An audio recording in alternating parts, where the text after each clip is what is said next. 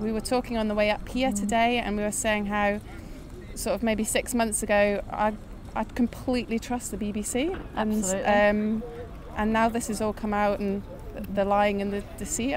I'm completely shocked, and if they've deceived us in this way, how do they deceive us in other ways, and all the news that we watch? I find it hard to believe anything now that they say. I think the BBC's credibility is completely destroyed.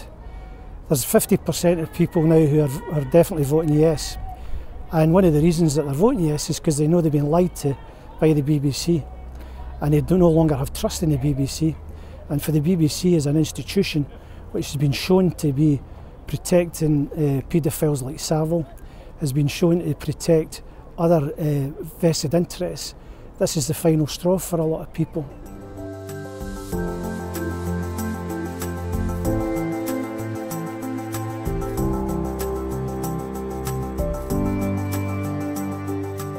Started to become aware of it with the interviews. It'll be the actual presenters on the BBC and the way they speak to people that are supporting independence. They wanted to keep talking about independence and say positive things, and the BBC presenter just cut them, and you're kind of like, oh, this is really frustrating. And I also find that the BBC presenters don't give the unionists a difficult time. They won't ask probing questions, but when it's somebody like Alex Salmon talking about question after question after question, keep trying to slip them up, and they just give them a really easy time. It's just so obvious. I felt that basically they've been extremely biased in their coverage, backing up what the University of the West of Scotland discovered, that their coverage is 3-2 in favour of the No campaign. But more importantly, they've actually been editing out a lot of information which people are entitled to receive, which has been kept from the public, which I think is absolutely disgraceful for a public corporation. And when there's a big breakthrough in the Yes campaign, you never see it advertised in the papers or on the BBC, but whenever there's a slight lie told by the Better Together campaign, they're all over it, and it's on the news, on the headlines.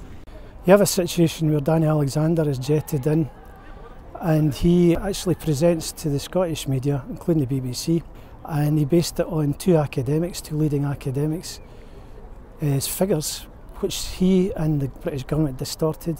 If that had been a case of Alex Salmond or the Yes campaign putting forward their proposals, and by distorting and lying about figures taken from an academic and from two academics' papers, that they would have been held to pay, and the BBC would have been leading the attack. As it has been, the whole debate on that has been dropped after less than 24 hours. Therefore, we have the British state showing, in concert with the BBC, that they're trying to suffocate the democratic debate. The pensions are secure. Things, you know, the pound will keep the pound, and just so misleading. And I think for people that don't read outside the controlled media, they will believe that. The BBC allows people like Alistair Darling to continually repeat recycled lies.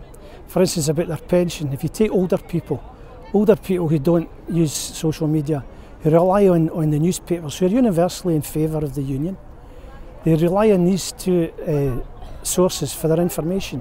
And the BBC has still got an image in a lot of older people's minds that they are beyond reproach. The way that even in the newspapers you get a different story in an English newspaper to a Scottish newspaper, I think that's terrible. I mean, even if you compare the Paignton campaign, where Alex Salmond was quoted out of context, that went on for over a week with some leading BBC correspondents like Glenn Campbell trying to make a huge issue out of it.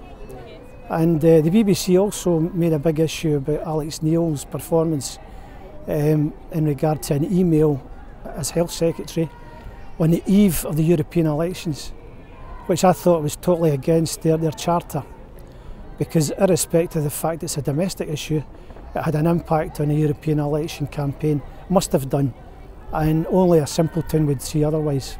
To be honest, when I first I thought, well, no, I want to stay part of the UK, all my family's from England, they all live there. But then I started looking into the facts and the figures and doing my research on it out of the media, and just thought, well, why wouldn't you, you know? And I've looked into it a lot because I don't want to be making a vote that affects my family and friends down south. and it doesn't at all. It's better for them as well. If the media was fair and honest, then I think independence would be a walkover. Oh, absolutely. We'd win it. Everyone would be backing it and we'd be doing it already. My children are obviously Scottish and they're born here. And I just think, see, you're voting for them, aren't I'm you? voting for them. It's a lot of people sort of say, look at their own situation now and go, I'm all right, I've got a nice car, I've got a nice house, I'm fine. And you're kind of thinking, no, you've got to think further than this. You've got to think about your children, your grandchildren. Things are probably okay at the moment, but you know, when all these cuts come in, it'll be better. But what happens when all these cuts come in? And then we're going to lose the NHS goes. What about tuition fees? My children won't be able to afford to go to university. Who's going to afford to go? The rich. This is what we're fighting against, this elite power, the rich. That's it. And they're the ones that obviously control the media, which is why we can't get our message out. Although there's probably 300 people here and it's just a day's notice, and I'm really impressed, and I think there'll be more. Next time there'll be more and more, and the Scottish people have forgotten how to demonstrate properly, peacefully, in any numbers, but they're learning now to come out and show their defiance against the lies and the distortions they've had to put up with. We're voting for the future of our friends, our family and our children, our grandchildren.